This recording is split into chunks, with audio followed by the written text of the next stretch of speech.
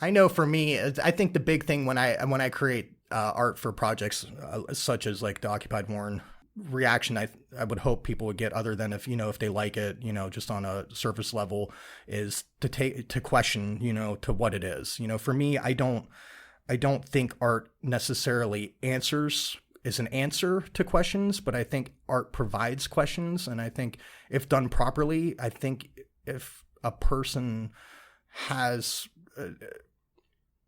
a certain type of reaction or this type of response to art, that it could spark these questions and ideas of their own as they go about. And instead of I know a lot of people kind of, as they look at something, they want the complete answer, like what that thing is, and they kind of move on. Or I know too, as an artist, one of the most common questions I get is, what does it mean?